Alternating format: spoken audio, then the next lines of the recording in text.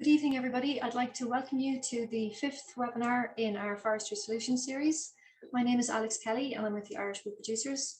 This evening, we're going to be looking at integrated forestry and specifically agroforestry.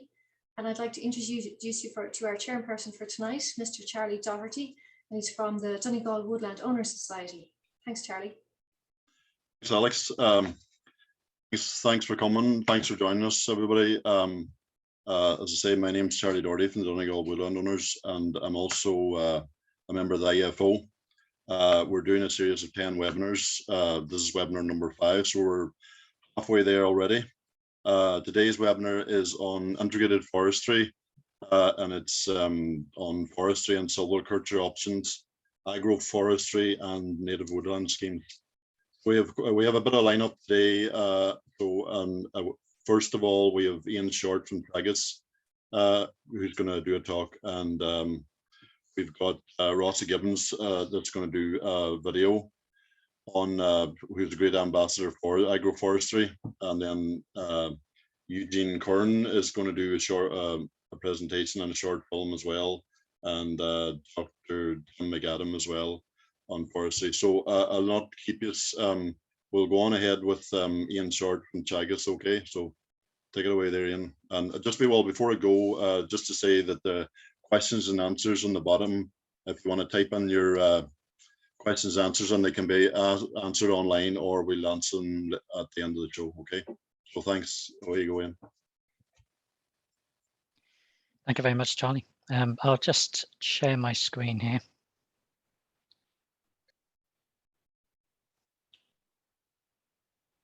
Can everybody see that? Is that okay? I'll assume so. So, well, thank you very much for inviting me to talk this evening. So my presentation is just a brief presentation. It's agroforestry integrating trees with agriculture. And the talk itself is, well, I work for Teagasc, and I'm also a member of the recently formed Irish Agroforestry Forum. And this talk is really just an introduction to agroforestry. So I'm going to put agroforestry in a bit of context, give a definition of agroforestry so that we all know exactly what it is we're talking about. We're all singing from the same song sheet. And then just a brief bit about agroforestry in Europe and the EU experience. So first of all, a bit of context. The recent forestry strategy from the EU for 2030, it states that member states are encouraged to accelerate the rollout of carbon farming practices. And within that, it includes, for instance, eco schemes on agroforestry. And then in support of this as well, there's the EU 3 billion tree planting pledge. Now, this is to plant an additional 3 billion trees on top of business as usual. So this is not only about expanding the existing forests, but also its focuses on agroforestry and trees and agricultural land. So agroforestry is increasingly being recognized within Europe, and it's also now being recognized within Irish policy and strategies as well. So there's mention of it there within the Acclimatise roadmap towards neutrality. Agroforestry is specifically mentioned a couple of times there in Action 13 and Action 14. And it's also been mentioned in the past related to researching land use practices. And then also in the very recent summary of the draft CAP strategic plan for 2023 to 2027, it's in there as well. Now this plan, its performance-based approach is going to be adopted across the EU. And it should also be recognized as well that, that forestry and afforestation is funded through the national exchequer in Ireland, unlike in most of Europe, where it's funded through the EU funds. So GPC 11 agroforestry establishment is funded by the national government. Within the new CAP, the proposal is that there would be agri-environmental climate measures. And these would include significant tree planting measures, including agroforestry and riparian planting. And so they've mentioned planting trees in rows, groups, or parkland, planting riparian buffers, using tree belts for ammonia capture out at a farmyard, and also planting woodland copses as well. And also within this CAP strategy, within the strategic plan, there's the eco schemes. And owners, farm owners, the proposal is would select 2 from 5 practices to get maximum payment for these eco schemes. And one of those practices is the planting of native trees. Now, the proposal in the document there that you can see in the image is for a minimum of 3 native trees per hectare per year of the scheme. So it's not much, but it can all go to help, let's say. So it's mentioned agroforestry, and there's a few different things there mentioned about planting trees in rows, parkland, riparian buffers. But what is agroforestry? And for us to have a talk about agroforestry, first we need to know exactly what it is. So I always like to give a definition of agroforestry. So strap yourselves in, here we go. Agroforestry definition. Agroforestry is a collective name for land use systems and technologies where woody perennials, trees, shrubs, palms, bamboos, etc. are deliberately used on the... I don't think we really need to go through all this. Let's have a look at the EU definition. It's a bit smaller, a bit more concise. Land use systems and practices where woody perennials are deliberately integrated with crops and/or animals on the same parcel of land management unit without, again, let's not go through all this. Very simple definition. Agroforestry is growing trees on farms where there are interactions between the agriculture and the tree components. And in a nutshell, that's agroforestry. As a diagrammatic representation here, we can see we've got in the green section, we've got the trees. And in the blue section, we've got crops. And in the red section, we've got the animals. And where those sections meet, so here we've got trees and animals. This is called silvopasture or silvopastoral systems. Where we've got trees and herbaceous crops, silvoarable. So that could be trees with barley, say. And in the middle here, we've got animals and crops, which is pastoral or mixed farming, which isn't agroforestry. And in the center, which is where you've got crops and trees and livestock, is agro-silvopastoral systems. So those are just very broad categorizations of agroforestry systems. Now, I'd mentioned that agroforestry should have interactions between the tree component and the agricultural component. And there's many media through which those interactions can occur. So it could be interactions to do with temperature and light, could be interactions between the tree and the roots of a crop. It could be altering animal behavior or increasing animal welfare. So all these are interactions that the trees can impart and take part in within an agricultural context. And here's another diagram. So if you were to introduce trees into an agricultural field, you can imagine they can have a lot of different impacts. So it can impact the precipitation. It can intercept the rainfall. It can change the wind patterns across a site. So it could be a shelter belt, for example. It can change the heat and energy balances of a microclimate. So if you've seen, say, last year when we had a good dry spell and hot spell, you'd often see livestock were there in the shade of a tree. And animals do know what they need to be most comfortable. And it's up to us to provide those conditions. And they're all the better for it, and welfare is much increased. So the next question then is, okay, well, if we're going to plant trees and we're going to have these hopefully beneficial interactions, although it must be stated as well that you can have negative interactions, but we'd want to maximize the positive interactions, where would those trees go? Well, you can plant them as lines within a field. So you could plant alleys or contour planting, which is there on the top left. You could plant boundaries. So you could plant the hedgerows, you could plant shelter belts, woody riparian zones, or you can plant within the fields and scattered either in a geometric kind of pattern, a regular pattern, or a more scattered pattern.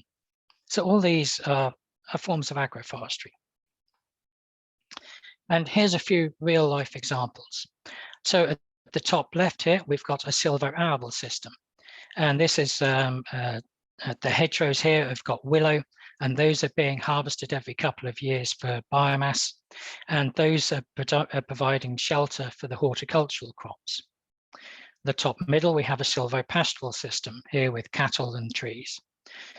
Top right, a silvopoultry system. So this is where we've got trees and poultry, and you can see those are fruit trees. So it's kind of an orchard grazing system. Bottom right here is another silvopastoral system with the trees spaced originally at 5 by 5 meter spacing. And this site is in Loughgall in the north, and Jim McAdam later on will go into some detail about that site. In the middle here, we have riparian zones, and these riparian buffer systems will help to protect watercourses, as well as providing additional benefits in terms of habitats. And then this bottom right here, these two images are from Spain. This is a Teagasc system, which is a agro-silvopastoral system. So here we've got cork oak, and then there's wheat or barley is being grown, and then cattle are also grazing within the system as well. So there's various different designs that you can have for agroforestry, and also for different objectives as well. Now, agroforestry may be relatively new to Ireland, at least to the south, but agroforestry is quite common in Europe. A project that was completed a few years ago called the Ag-Forward project assessed what area of agroforestry there is in Europe using Lucas data. And it came up with 15.4 million hectares of agroforestry was in Europe, which is 9% of the utilizable agricultural area. And 15.1 million hectares of that is silvopastoral. So it's quite a significant amount. Now in Ireland, that same project came up with 224,000 hectares of agroforestry in Ireland. Now, I know that's quite surprising when agroforestry as a term has only really come up in conversation in the last few years in the south here. But according to the Ag Forward project, that's 4.5% of utilizable agricultural area. And all of this agroforestry is silvopastoral. And once you understand what agroforestry is, you can understand why that has been classified as silvopastoral agroforestry in Ireland, because it's a bocage system. And this is where you've got trees and hedgerows and small fields. And those trees and hedgerows and small fields and the copses within them provide lots of different benefits for those livestock. And then finally, just some EU results to show the benefits of agroforestry. So agroforestry has been found that it can contribute to climate change mitigation and adaptation. It supports biodiversity. It can prevent soil erosion and loss. It can improve nutrient cycling. It can reduce the external inputs required to agricultural systems, and it's beneficial to animal welfare. So all these are good reasons for us to be considering agroforestry now, and that's why it's being considered within policy. And I guess that's why we're talking about it this evening. So at that point, I'll finish my presentation, and I'm sure Jim will talk about some of the results from Irish research in the future. Okay, thank you very much. Thanks, Ian. If I get, let's see. Okay, and thanks for that presentation. Definitely an excellent presentation and a good insight into agroforestry. So it is. Right, well, we'll move on anyway. We have a short film now from Rossa Gibbs, forest owner from County Cork. If you want to play it there, Alan. Lough is a unique nature reserve in West Cork. Rossa Gibbons grew up here on a 50-acre farm in Munnig. After leaving home, he returned in his early 20s and leased land from his parents and began integrating forestry into his farming journey. Planted that when I was 24 maybe, and that's about, yeah, that's 19 years now. And that was a mix of oak and larch on the better ground, and ash and alder on the poorer ground. And then 6 years ago planted another patch, another 3 hectares of 10 or 11 different species. So a lot of natives, oak and European larch, and some walnut, and a lot of birch and Scots pine, and then 2 years ago decided to get back into sheep again and explored these Shropshires that you see below. Yeah. And the Shropshires were supposed to be good in that they were tree friendly. So I tried them in a small patch of 6-year-old woodland, and they did no damage. They were in there for 6 months, so I decided to keep them, and then planted. That was just last year, but 2 years ago, I decided to plant this agroforestry here through the grant system, GPC 11 grant system, and there's about 10 or 11 species in here too. One of the advantages of agroforestry is that while the farmer will get a forest premium for the trees planted, the land around the trees can still be farmed for agricultural purposes and income, but planning is important.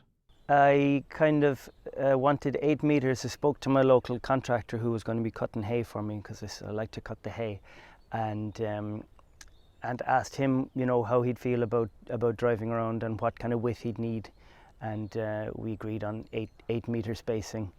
So it worked out that 3.5 meters then between each tree, you can still fit a vehicle or a tractor, you know, across the way, but you get 2 cuts of hay or silage with the 8 meters, and then when it's a little bit more dense on each side is just to fill in, really, to have to make up the numbers, you know, because you have to have 400 trees per hectare. So I cut hay or silage in the middle, and then a little bit more dense on the edges. It has only 5 years of a premium, but it is forestry land. Like all the other GPCs, it is still considered a forestry land. The only difference is you're allowed to do all of these other things in it. There's huge flexibility.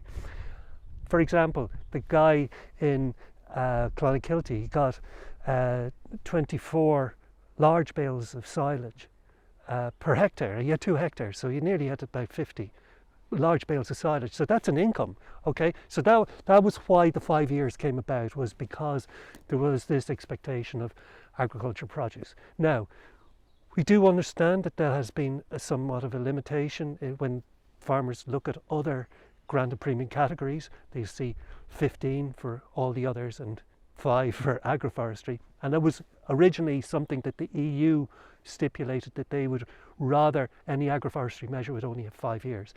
But that has been reviewed, and I think the EU now are letting member states have greater flexibility in what they can do and what they can offer to farmers. So that is something that is being reviewed at Rossa has now established 3 different forestry schemes on his land.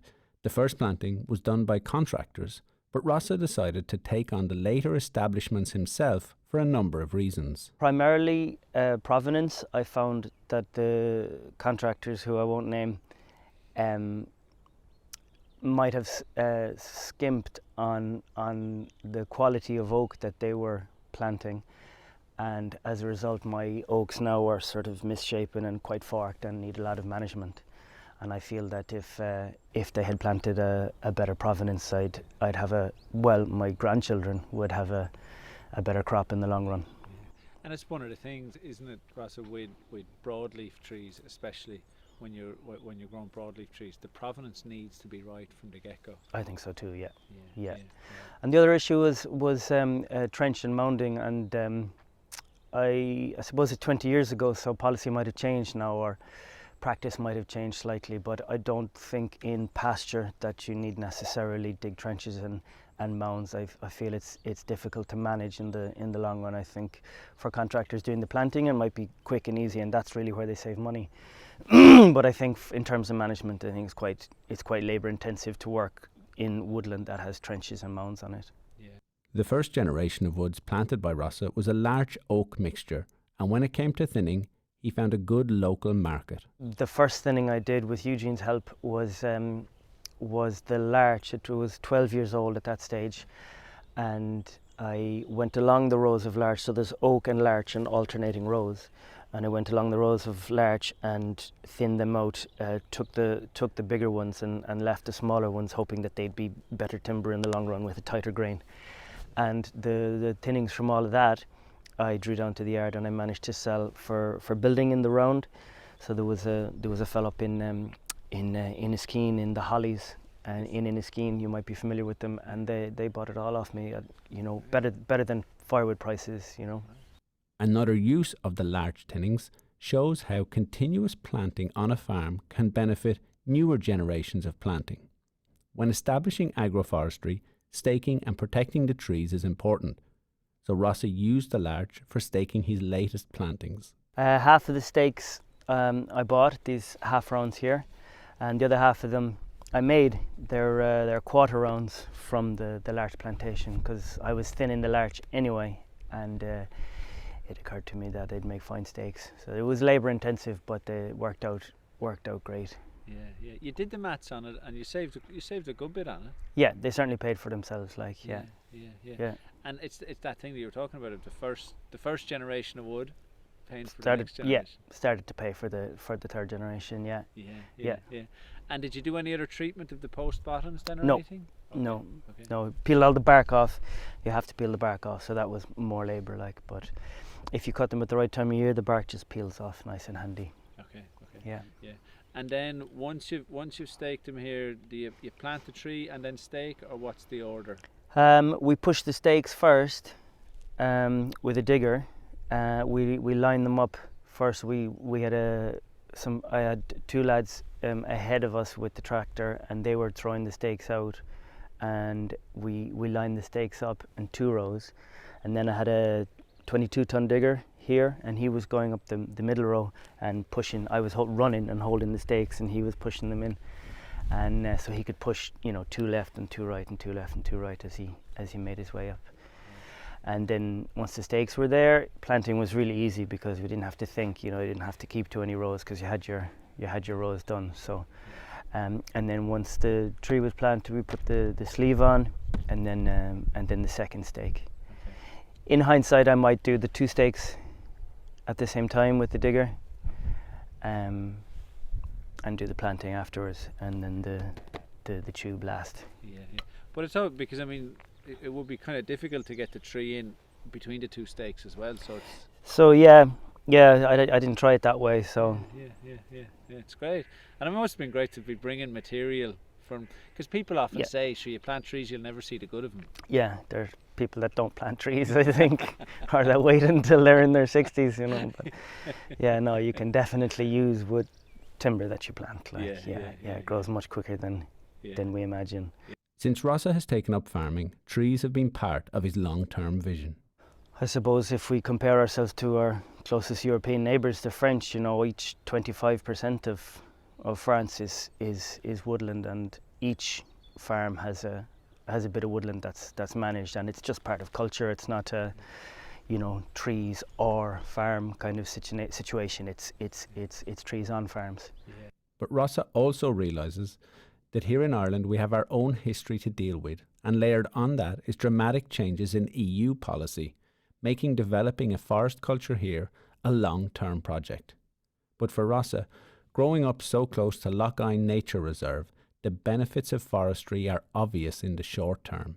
A difficult question to ask. I'd say it is a cultural shift, and I think we've been sort of subsequent to a lot of influence, I suppose, first through colonial landlords, and come through poverty, where every bit of tree was valuable and sort of taken, and since the 70s, then we've been heavily influenced by Europe, and we've seen different policy changes, with European policy first being farmers been told to clear all the ditches and to make the fields bigger and bigger, and now with the new glass system, or whatever they're calling it, you're going to be able to include scrubland and marginal land, and so we're kind of taking a bit of a U-turn in terms of policy. So I suppose naturally enough, farmers are sort of suspicious and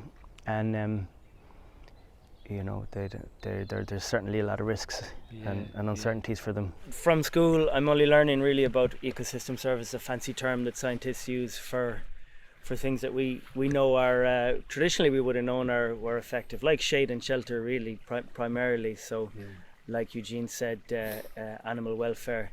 Read a paper there showing that lambs born in agroforestry have 50% better mortality rates. That's if you're lambing outside, you know, which is quite significant for the farmer.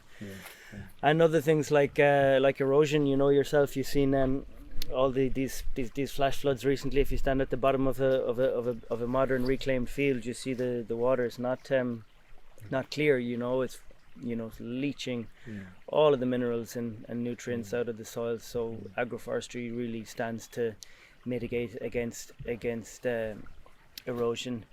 And then there's nutrient cycling too, I suppose, a big thing, you know, so all the leaves falling down, and if you're growing something like Robinia that's nitrogen fixing, then you're improving your pasture all the time. So I suppose the benefits for me, I feel, are in a short-term service provision rather than in the long-term provision of timber.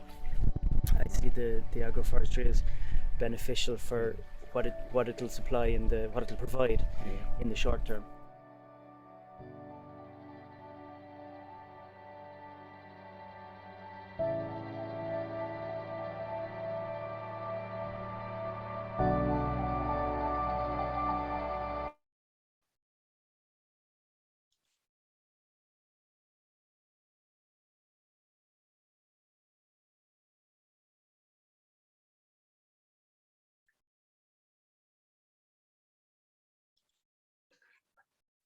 Okay, thanks, Alan.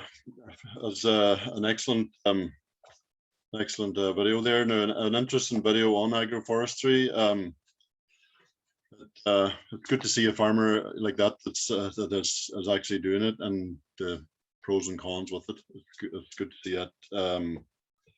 And you know, it's almost like having your cake and eating it, as to say, like, you know.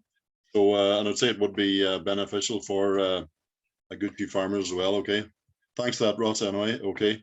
So just a reminder again, if you want to put in the questions and answers on the bottom of the screen there, if any questions and answers, and the panel will answer them for you. We'll move on now to Eugene Curran. He's going to do a presentation, and I think he's followed by a short film as well. Okay. So thanks. So away you go, Eugene. Okay.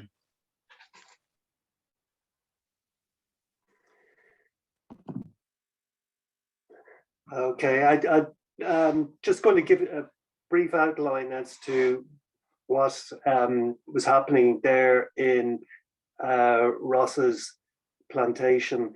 The whole idea with this, I suppose, presentation and everything is all about integrating trees onto the land. And Rossa is a very good example of how he has integrated not only agroforestry, but he has native woodland planting done as well, and he has conventional commercial planting done. So he's integrated trees with different scenarios on the land. So he is a very comprehensive approach to forestry. But in relation to the agroforestry side, it was based on the work that Jim McAdam had done up in Donegal. Myself and Dean went up to meet Jim about 12 years ago, and we looked at the planting he had done there, and we reckoned that if we could set up a couple of demonstration sites, we might learn from it. The results were good. So in 2015, we launched the scheme. The scheme has it was slow initially to take off, but now in the last couple of years, we have about 70 plus, nearly 80 applications in, and well over 100, 200 hectares or so in the system at various different stages of approval. There's a 5-year premium, and it's 645 euros per hectare for areas under 10 hectares. And if it's over 10 hectares, you get a little extra, 660 euros per hectare. The planting grant is 6,220 per hectare. As I say, the premiums for 5 years. But again, the whole idea behind agroforestry is flexibility, that you can work away with the land in between the trees, and it affords so many environmental benefits to the land holding, and it also means that the landowner is able to avail of that space between the trees in the short term and the medium term. So the application process is you go into the department's website, and you go into the Forest Service part of it, and then you find a registered forester, and they'll go out and assess your land, and they'll put an application in for you. And then either myself or my colleagues in the department, inspectors in the department, will go out and have a look at the land and the application. So that's the way the process and the scheme is operating at the moment. So that's really it. I suppose if you want to show the video, Jim will be talking more about details of the research and so on later on after the film, I suppose. Eugene Curran graduated from UCD in 1984, at a time when forest cover in Ireland was at a historic low, and the main way to drive up afforestation was for the state to acquire land and plant it. I suppose at that time it was all state driven, and there was an acquisition a department in the Forest and Wildlife Service, and they used to go out looking for land to plant, and very little was planted by farmers at the time. So it was a relatively, I suppose, straightforward thing for the state to do, to see a bit of ground, buy it and plant it. And then the foresters in those days tried to maximise the return to the taxpayer, and in many cases on poorer ground they would have planted Sitka spruce and lots of it on the side of hills, of which we see now. But in fairness to them, they did a great job in trying to maximise the return, because that was the most commercial way of a return from forestry at the time. Now, there were some absolutely fantastic amenities developed at the time. There would have been the likes of Gougane and Avondale, places like that. Forest parks were set up, so there was some super amenities set up for people then as well, and we still have the benefit of them to this day. But as the state started to incentivise private landowners to plant trees, Eugene worked on developing those first schemes, and a strong focus on a commercial return for the farmer was always to the fore. Yeah, I suppose there was a very strong focus at the time with the early grants, and the schemes at the beginning was to grow commercially viable crops as fast as you could, and to try and get mixtures in place where broadleaves were growing to ensure that they grow up straight, and that there would be sufficient competition for them, so that the branching wouldn't be heavy, so there would be a reaching for the sky, as it were, you know.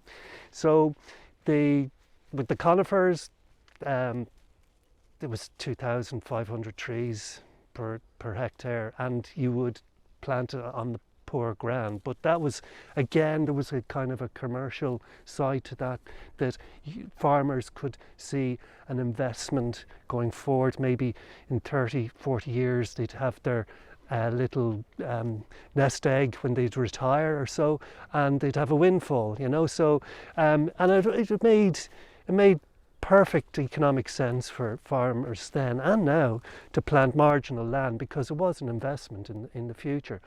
With broadleaves, you'll still get a return from broadleaves, but it'll be longer. The rotations are longer. One way that we found that you could probably speed that up was by putting in mixtures of other species in, and that's what you have here. We have what is probably hybrid larch. European larch would be the sort of preferred, if you like, species in amongst oak, because Japanese larch would grow too quickly and would suffocate the oak. So you'll have to come in and you'll have to thin them.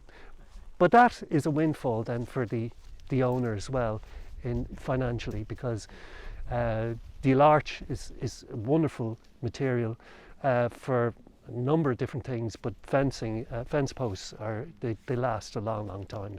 In a few years, we will come to a point when private woodland owners will have a bigger forested area than the state, and this has motivated the development of schemes like agroforestry. This goes back to what I was saying. When I started out, it was the state that was running everything. Like, they bought a bit of ground, they planted. It was very simple, very straightforward. But now, because they're farmers, landowners, shrewd businessmen, they want to know how they can use that piece of ground, how they can, how those trees will enhance their land holding, how it will enhance their income going forward. And that's the whole point. The idea of agroforestry is trying to increase the options available to farmers, like that you have a number of different options available to a farmer to introduce trees onto a farm, that it isn't just a single narrow approach, that you would look at and sort of say, well, who are we aiming at for planting? And as farmers, what can they do to what can they look to trees for? What is it that the trees can do for their landholding? And there's so many things that the trees can do. One of the biggest ones, I think, is animal welfare. I mean, when you think about how animals developed, they didn't evolve in a shed or on a billiard table. You know, they had covered, or they had access to a certain amount of cover, and that's what trees will provide. So even though you have the agroforestry plantation that Ross has established so well out there, and it's in an establishment situation, I would see actually woodlands like this being used for agroforestry too, going down the road, that where you'd thin it out into such a situation where you could identify your final crop trees, protect them, and then introduce animals in a regulated, very regulated way, so that once the premiums are finished, because after all, that is when it is over to the landowner. It's his asset, it's his or her property. So it's up to them then to decide what to do with it. Rossa Gibbons is one farmer who has embraced the scheme and sees the benefit it offers his livestock. Eugene knew when he was developing the agroforestry scheme that there would be farmers like Rossa looking for these options. Yeah, I suppose when I started looking into it originally, I suppose it was going back maybe 10, 11 years ago, people were kind of thinking, you know, why would you plant a tree in a perfectly good field, you know? And I always felt there were going to be a lot of people out there that just understood what agroforestry could do, all the ecosystem services that Ross has been pointing out. The water protection is huge, because most of the planting will be done with broadleaf species, which will have a taproot, will bring the water right down, filter it out, so when it comes into the water courses it'll be crystal clear. Hopefully that's what trees do. So even in a normal plantation, like, well, not commercial plantation like this, that's what they're doing as well. Then you have all the bird life and the insects and so on, and the landscaping, and they're actually wonderful places just to walk through, you know. And I think a lot of farmers are going to look and they sort of say, well, what is this going to do for my land holding? And if it was only just a place that it would be pleasant to walk through, sure, wouldn't it be nice? And sure, the animals would feel the same way. Sheep, small calves and poultry. The parameters of the scheme at the moment are very simple, but Eugene says that careful planning is needed by the farmer to ensure that the objectives of the farm and the animals are being met. A minimum of 0.5 hectares and 20 metres wide. They're two the basic kind of factors, but you also have to have a minimum of 400 trees per hectare. That is if you were to plant them singly, they'd be at 5 metre spacing apart. And even at that, you can get machines through. There was a landowner in Clonakilty who was able to cut silage from that spacing, but he did say that he would have preferred probably to do what Rossa was doing and planting them in rows, so that it would give them greater manoeuvrability. For some, 400 trees is too little. There's some poultry farmers, for example, who would prefer more trees than 400 trees. So we kind of sort of say between 400 trees and 1,000 trees per hectare to give people that flexibility. The agroforestry scheme is in its early days. Both tillage and livestock farmers are seeing the benefits that it offers. And Eugene fully expects that as our understanding and culture around woodlands evolves, so too will the scheme. So what we're hoping to do is explore a thing called forest farming, which is a form of agroforestry where you allow animals in, certain numbers of animals for a certain duration and with a certain area available to them. And this is something that we might develop as a pilot project going forward to learn just what is the best approach for Ireland in situations like this. And so that approach would be looking at like stocking density, all the kind of, you know, of the animals that you'd allow in, yeah, how much area and all that time. So it's all the language that the farmers are used to. Exactly. Yeah. Exactly. And it's not limited to animals either. Like, you know, you could have beehives in here. You could have, let's say, growing berry bushes or fruit trees or nut trees in amongst the trees. You could actually have all of these things happening in amongst the trees as the trees are growing and putting on the timber as they would. You'll have all these other activities going on too. So they're the kind of things I think we'd like to see farmers exploring, and we would be, I suppose, at a stage where a couple of pilot projects where we would have maybe demonstration days where farmers could swap experiences, and then we could see and have a better idea of how we might develop this further going forward. Because it's very important that we give the best advice to farmers, that we don't say just let in loads of pigs and let them off for any amount of time. You know, you want to give them the best advice.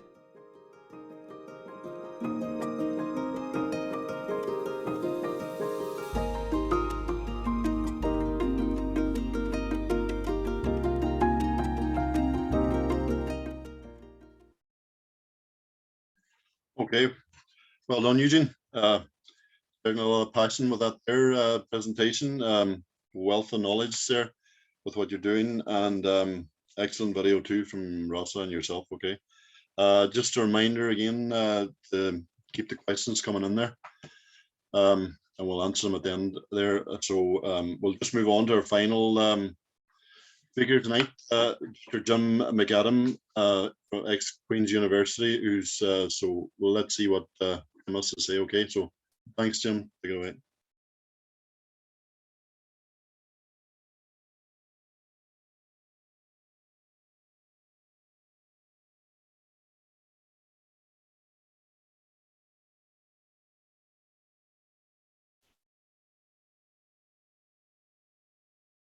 Okay, everyone, it's great to be able to speak to you this evening, and we've heard some great stories there about, first of all, about what agroforestry is, secondly, outlining the support there is for agroforestry, but most importantly, really, I think, just seeing really an example of innovative use of trees on the ground that Rossa showed us.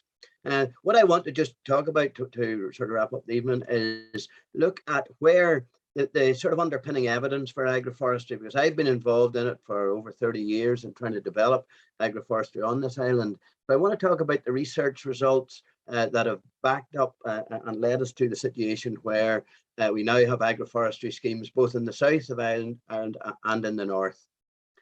Now, there is a lot of research into the theory and practice of agroforestry worldwide. It's a farming scheme. It's a land use system that is practiced all over the world, really, in all different ways. And there's a lot of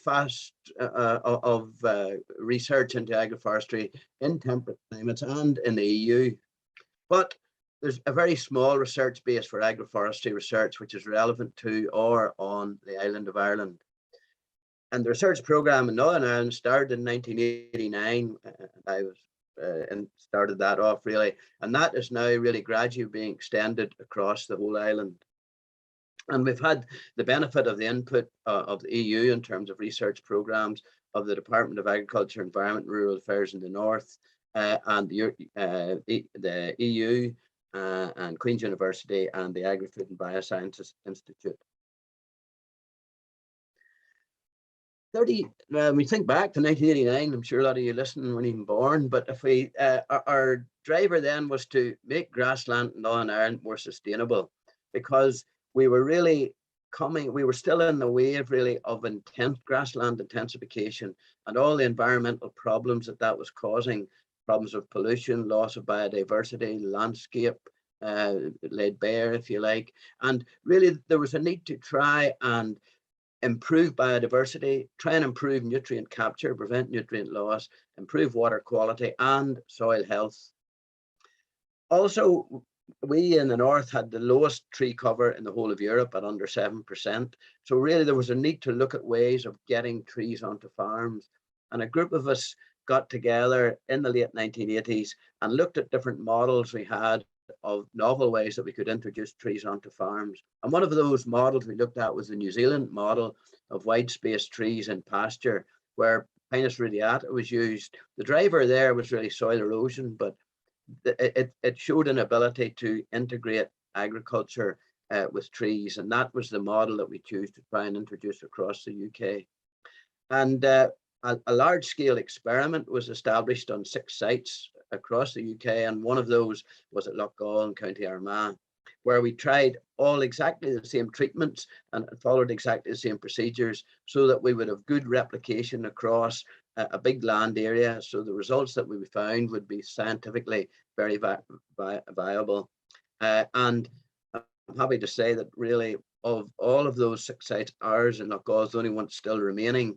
It's gone through various phases of funding and lack of funding and everything, but it's still there and the plots are still intact. So we've really got the benefit of 30 years, if you like, of experience of knowledge of how a silvipastoral system develops. A lot of money went into establishing that trial, and in that we compared a grassland system on the left there, where you just have really field, you're just talking about an average perennial ryegrass field. Then on the right, we compared that with woodland planted at 2,500 stems per hectare, and in the middle we had our silvopasture, where we planted ash trees at 5-meter spacings. That's 400 stems per hectare.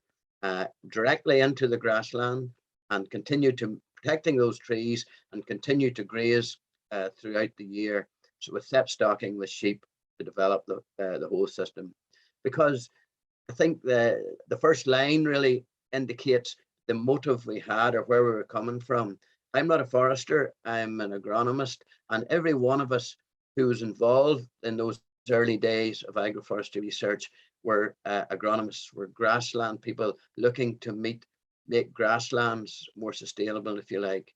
And that's maybe a problem which happily now is being, if you like, gradually replaced, and we've seen the balance of people being able to actually develop good quality timber from these sites as well, because it is a multiple output system. But in the early days, our driver was really looking at a sustainable grassland and soil system. Of course, we all planted one species on all of our sites, and that was sycamore, because it was the one tree that would grow anywhere. But the stock we got was not very good, and at each site, fortunately, we had planted a tree which was sort of a native or iconic to that site, and we chose ash. And of course, we couldn't foresee down the line what was going to happen to ash. And our trees, although they are actually shown to be quite resilient to ash dieback, maybe because of we can talk about that at the end. But no matter, I think even if they go, we've learned the experience of over 30 years of how to manage and operate a silvipastoral system. And I come back again, our big driver was to sell this to farmers as a grassland system. That's an overview of the trial site at Loughgall a few years ago. You can see there are 3 replicates of each treatment in that site. You even look at the agroforestry ones. You would think, looking at those from above, that that's just a dense woodland with no light getting in, but in fact there's about 75% grass production in that agroforestry there, in those 3 agroforestry plots. And you can see interspersed the other plots in the trial area, just to give you an idea. The plots were all about 1 hectare each, so we were able to have reasonable data on livestock production from them. We were able to keep 5 ewes and their lambs on those plots as a core group that we could measure, with other sheep put on and off to keep the grass at the same level. So how did we get on? How did we after we planted the trees? Well, we used a single post with a round Teagasc tree guard and a peg at the bottom to stop it rotating. Now, of course, we've developed our tree protection methods along different routes, depending on just what you want to protect from.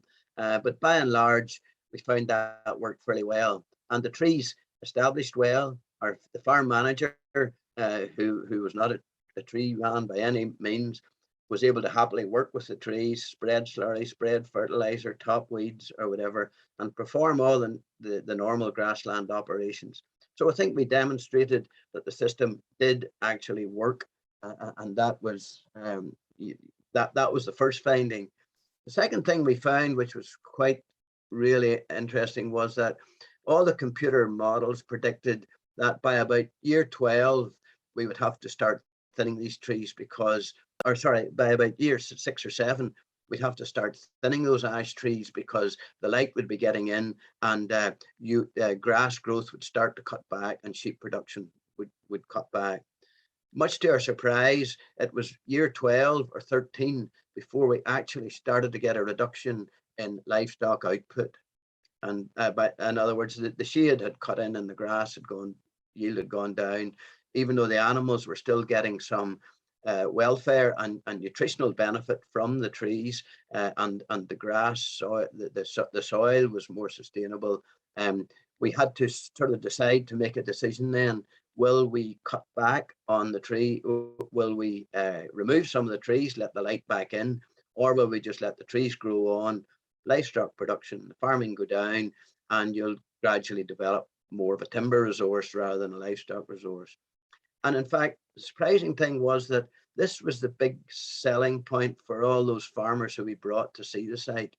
They liked this idea of a bit of flexibility in the system, because from their perspective, farms in Northern Ireland are small, a bit like the South, and for a farmer to give up 1 hectare or 2 hectares of land in forestry, effectively took that land out of the farm production.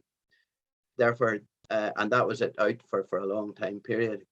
With the agroforestry, they thought, right, okay, after about year 10 or 12, we can make a decision.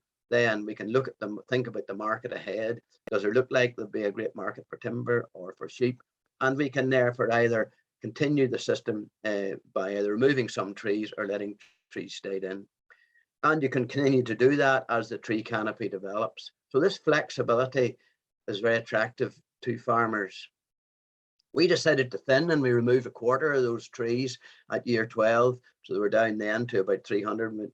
And then after about year 14, 15, we removed another 1/4. So there's about 200 odd trees per hectare, as in the top right picture there.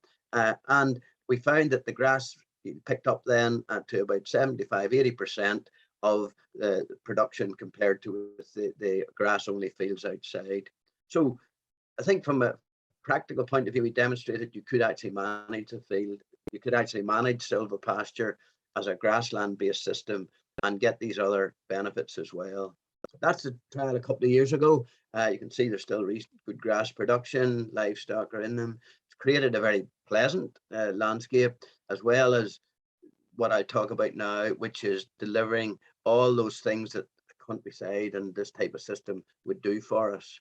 And that is, as Rossa said, ecosystem service is a fancy word.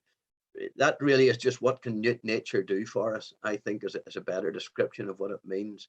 And if you look at a system like our silvopasture, those are all the benefits, all the things we're getting out of that system now, compared to just a grass field or compared to just a forest on its own.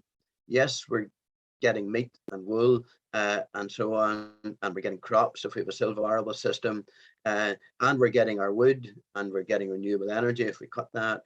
But we're also getting the opportunity to bring more pollinators in. We're getting the opportunity for biodiversity, for fodder, and we're getting a healthy soil which stores more carbon and lets water percolate through it to help flood control.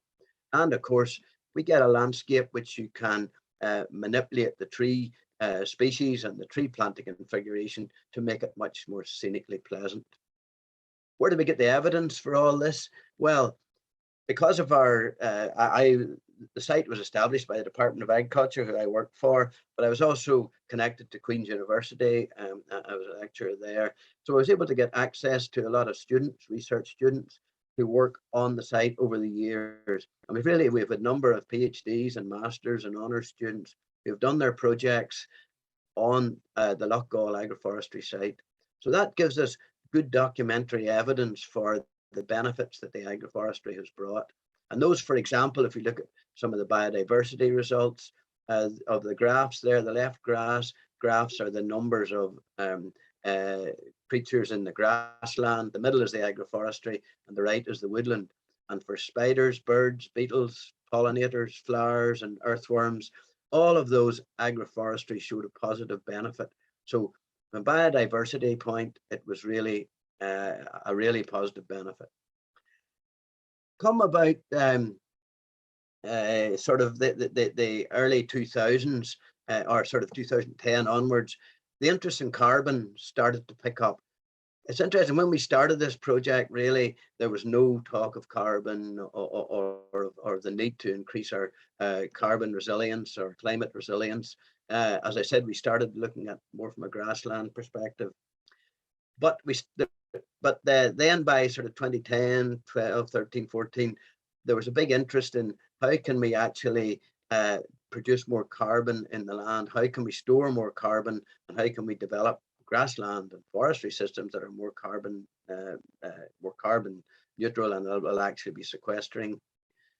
So we had the trees, fortunately, which are a good resource. By then they were 21 years old, and we got some funding. We were able to actually excavate about, I think it was 10 or so trees. We were able to completely dig out every root and everything that was below the ground, above the ground, and analyze the amount of carbon in those parts. So we found that, so after 21 years of this system, where we had been able to grow grass and produce a good crop of grass each year and have a good animal output and a good farm output, we had accumulated about 77 tons of carbon per hectare. That's over 3 tons carbon per hectare per year, not of course uniformly throughout the growth of the trees, obviously, but that represents, a carbon accumulation of about 3 tons per year on top of what your farming system is doing. So that was a tremendous benefit, and on the basis of that, about 5 years ago, the department in the north decided to introduce an agroforestry support measure within its environmental farming scheme. When we looked at where that carbon was in the soil, we found that the carbon which was in the agroforestry was very tightly bound on small microparticles in the soil, and our soil scientists and so on said that was really a great benefit over grassland, because there, if you looked at particularly deep down in the soil, all that carbon being tight is much less likely to be lost as carbon dioxide or oxidized into the atmosphere when it's tightly bound in soil particles. And that seemed to be higher in the agroforestry, certainly higher than the grassland. And when you got down deeper in the soil, the root system had gone deeper and it was bound tighter in lower levels of the soil, as that top graph there showed. So when you add the carbon stored in the wood to that, in those systems, we're really having the potential to store both long-term, if you like, and short-term carbon. So our carbon sequestration rates, we're estimated getting there about 2.4 tons per hectare. From pasture alone, you would be getting, the figures are about 0.6, 0.9 tons per hectare. So the carbon story was a good one. But later, what was starting to emerge then in sort of as the whole system matured was that we were able to keep livestock out longer in the year. And that has proved to be one of the big benefits to farmers anyway for having a silvopastoral system like this. Because what is happening, of course, is the water is able to percolate down through the soil and the soil stays drier. And that means, and also because the leaves are off the trees by the autumn, and you have, if you have a reasonable grass cover, you can then graze later in the season. So we measured soil moisture throughout the winter period, and we looked at the soil moisture profiles in both the agroforestry compared to the grassland. And as you would expect, the soil was a lot wetter in the grassland, whereas in the agroforestry, the water was able to get away from the soil. And if you took a 40% moisture content cutoff there, which I've done in the graph and drawn a line across, soil scientists tell me that anything above 40%, you shouldn't really be grazing animals out because you're going to get a lot of poaching problems. So if you look at the length of time over the winter that the soil is above 40%, you can see in the agroforestry that it's a much, much shorter period than in the grassland. And over 3 years, we measured that. We got an average of about 14 to 15 weeks longer grazing season in our agroforestry than in the grassland. And now that ammonia is such a big problem we have with animals being housed, one of those natural solutions that we can help tackle the ammonia problem in farming is really to look at trying to keep animals out as long as possible on grass. And if you can have a bit of silvopasture on your farm, we're not saying that every farm would have be completely covered in silvopasture, but if you have a few hectares here and there that you can save for autumn grazing, you can keep animals out longer, and you can help improve the animal health and welfare, as well as reducing ammonia. We were able to look, because we had soils that had these trees on them for about 30 years by that stage, we were able to look right down through the soil profile at what was happening to the water. And we measured what's called infiltration potential. In other words, how quickly does the water get away in soil? And now that we're getting, with climate change, we're getting more frequent rain episodes, we found that in the agroforestry, percolation of water, infiltration, was significantly greater than where there was no trees, right down to 76 centimeters below the ground.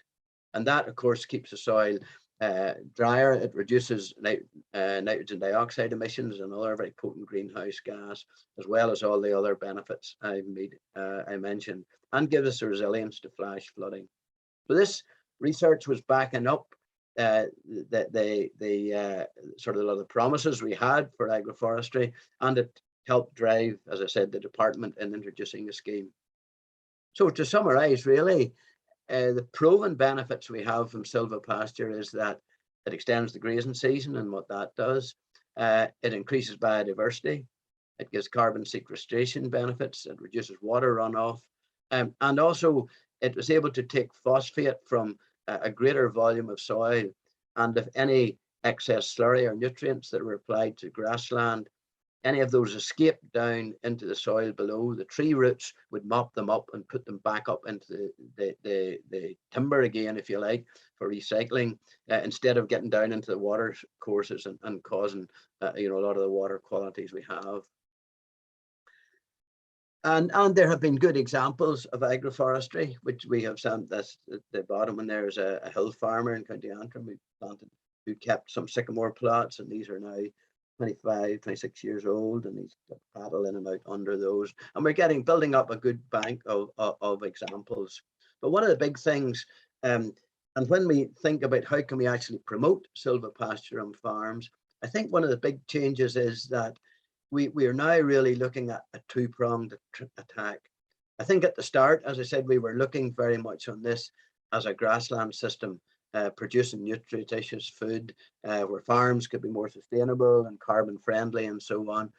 But now I think we really can see silvopasture, thanks to the, if you like, the intervention of people like Ian and Eugene, who have really seen the opportunity here to produce high value trees.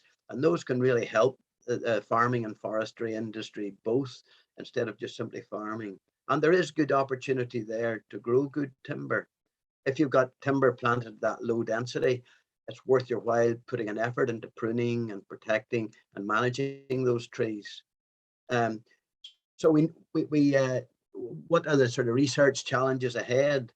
So we know the system works. We can deliver a range of these ecosystem services, but that evidence base is still from one site with one tree species, and we do need to widen the scope of our research.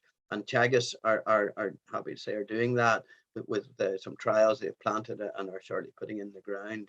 And we need more research on the relevance of silvopasture to cattle-based farms, because we know that the big challenges in making farming more climate friendly in Ireland are really revolving around intensive dairy farms, beef farms, less so on some of the marginal land and farms where agroforestry you can see fitting in quite well. So we need, the challenge is how do we protect the trees better against cattle and other stock, and how can we present agroforestry as a viable, sustainable, climate resilient system.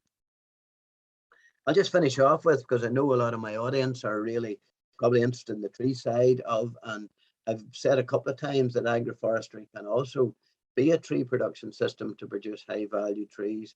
And fortunately at Loughgall, we did some clonal planting of cherry, and you can see Dr. Rodrigo Lavi there in the red in the middle, who's sort of my successor there and taking over the program, looking at cherry, which were planted with a nurse crop of ash around them.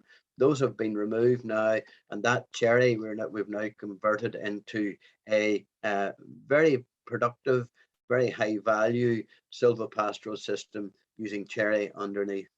And there are various programs going on now on conventional selective breeding of hardwood trees, looking at them in scenarios, agroforestry type scenarios, and looking at the genetics, the genetic variation there is to try and produce better timber so that the next generation of trees will really have more valuable timber and will deliver those ecosystem services that we really need to demonstrate the value of the whole system. There have been two very positive moves, I'd say. We have, fortunately, we have a Walsh Fellowship project underway at UCD, where Rachel Irwin is looking at factors that influence farmers or influence landowners in taking up agroforestry, because that's really a challenging area, as others have diverted to. And fortunately, under the same scheme as we're talking about tonight, in the Irish, we formed the Irish Agroforestry Forum, really as a if you like, as a response to the interest we were getting in agroforestry over the last couple of years. We formed the forum, and then we also got under the Woodland Support Project, we got funding to help really get the forum off the ground, to help produce a web page which will disseminate knowledge and information, and very importantly, to employ a project officer part-time over the next 12 months or so, Maureen Kilgore, who's going to help organize the forum into a valuable resource to actually help support those who are interested in agroforestry on the whole island of Ireland. So thank you very much indeed for your time.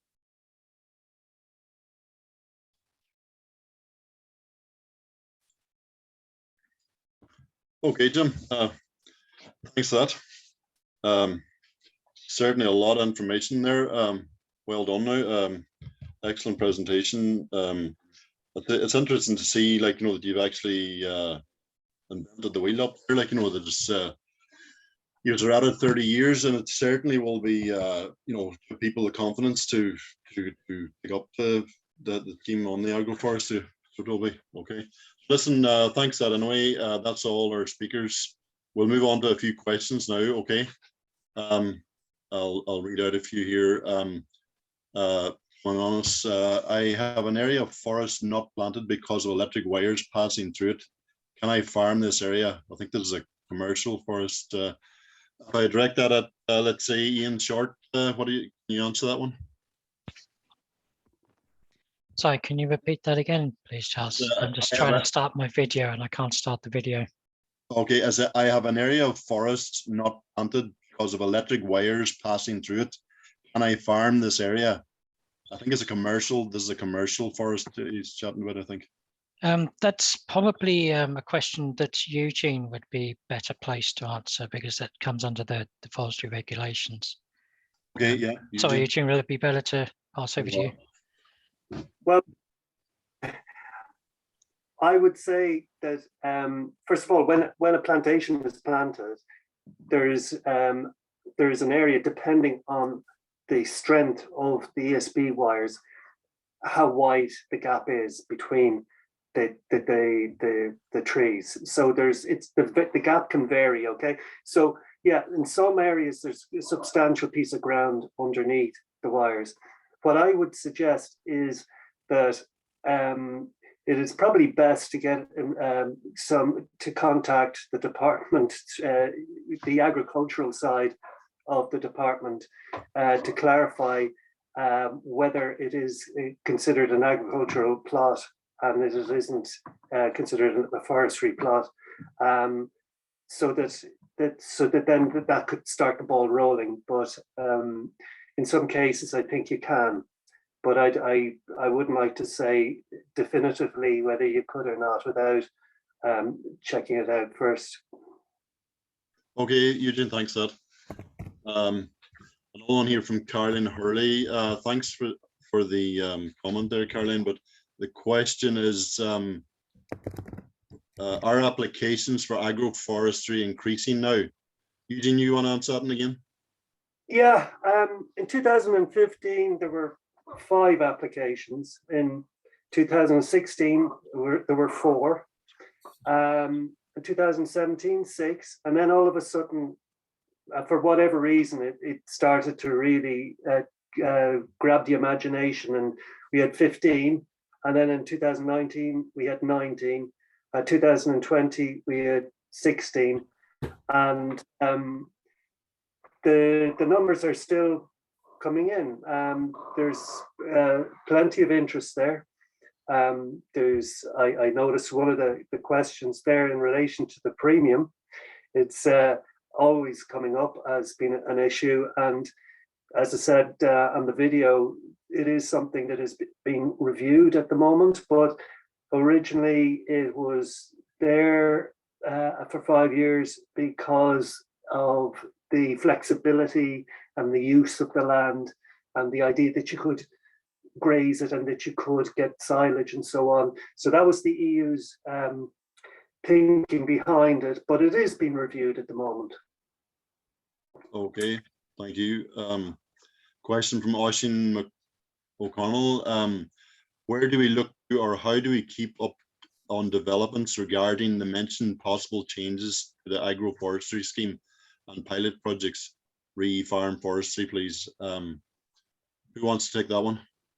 Is it back to Eugene again, is it, or anybody else? Well, I don't mind, but I think what Jim was saying there about the Irish Agroforestry Forum going forward, that'll definitely be one of the main places for anybody for information on any aspect, applications, research, courses, presentations, seminars. All of those sort of details will be in the Irish Agroforestry Forum website. So Ian, Jim, if you want to say something there. I'd also add as well, with my Teagasc hat on, that it'll also be on the Teagasc website as well. But yet the Irish Agroforestry Forum would be a port of call, certainly. Thanks, Ian. Do you want to make a comment on that? No, I think that they've been right. And I'll just also say too, there is an interest in agroforestry in the north, and the Irish Agroforestry Forum is an all-island organisation. So, you know, we are pleased that we can share information across, because although we've an older agroforestry site, probably our scheme has about the same number of participants as Eugene has in the south, and Caffrey, the College of Agriculture, Food and Greenmount, who I'm sure you know of, Charlie, are sort of taking forward the advice and training for people interested in agroforestry. But the best source of coordinated advice is really through the forum, as the others have said. Okay, thanks, Jim. Another question here from us as well. Is there any info or data regarding integrated past premia aged commercial forestry into agroforestry, example in parallel with thinning and management here or elsewhere? Well, that was something that I was to mention briefly in the video, was the idea of forest farming, that once the premiums are finished, that we need to know what sort of animals, how many animals, what sort of area and what sort of duration those animals can be in there, and that it isn't a native woodland, that if it's a commercial plantation, that the flora, if you like, beforehand was grass, so you're not damaging any native. If you plant under the native woodland scheme, the flora are just as important. It's just as important as the trees and the fauna. So you don't want to be going in there with loads of animals and grazing away. So it'll depend on the situation and on the plantation.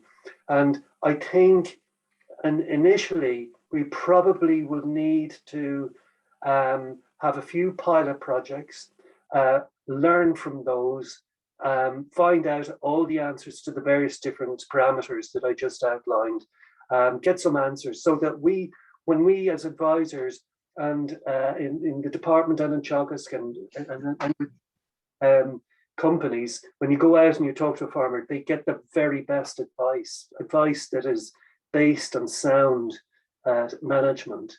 So that's the way I see it going forward. But there are a few cases around the country. I think Jim knows a couple that are around the country that are that would be, you know, grazing in a woodland situation or so on. I think it does happen. Yeah. And one of the possibilities too that sort of comes to mind is we're going to have a lot of field ash plantations in the country, and you know, there is a good opportunity perhaps to convert these into silvopasture as you gradually remove dead trees, either replanting with other species, but at the same time opening those up and let animals in and let them be grazed. So you would end up with a mixed aged plantation, which would be gradually changing. And I think it would be nice to see some interest and some support go for schemes like that. Yeah. I did hear a rumor today actually that on the ash plantations that they are going to do the agroforestry. You know, Alex, you want to comment on that? Did you hear anything?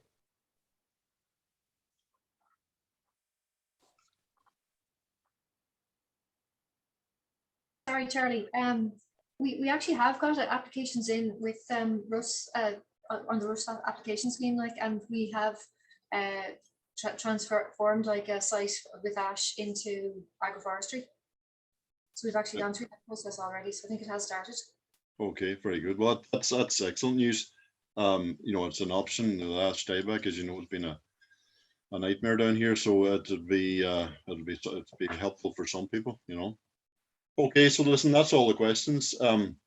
Thanks everybody.